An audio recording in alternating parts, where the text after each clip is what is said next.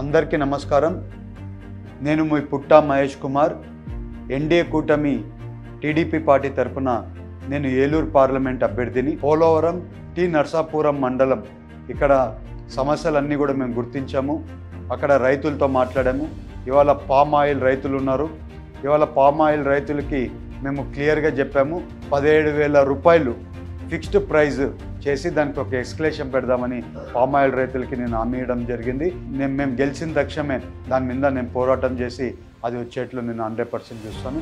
అలాగే ఇవాళ మొక్కజొన్న రైతులు ఉన్నారు. అక్కడ మొక్కజొన్న రైతులకి వర్షాలు పడినప్పుడు వాళ్ళ ధాన్యం ఎండబెట్టుకున్నప్పుడు ఇబ్బంది అవుతుంది.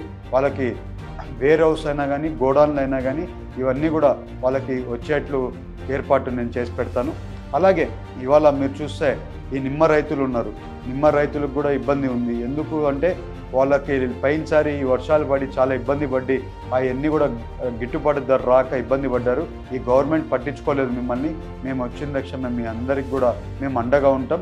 ఇవన్నీ కూడా మేము అడ్రస్ చేస్తాం. మేము ఫ్యూచర్లో ఏదైనా కానీ రైతులకి మేము మా గవర్నమెంట్ అయినా కానీ నేనైనా కానీ రైతులతో అండగా ఉండే పర్సన్స్ మేమంతా. అలాగే ఇవాళ చింతలపూడి లిఫ్ట్ ఇరిగేషన్ ప్రాజెక్ట్ ఉంది. అది కూడా 100% మా ఈ వచ్చే 5 ఏళ్ళలో కంప్లీట్ చేస్తాం. ఇవాళ మీరు చూస్తే ఈ రైతుల్ని ఈ వైఎస్ఆర్సీపీ గవర్నమెంట్ రైతుల్ని అస్సలు పట్టించుకోలేదు. ఇవాళ ఈ రైతుని మా భుజాల మీద వేసుకుంది, మా గుండెల్లో పెట్టి కాపాడుకునే బాధ్యత మాది.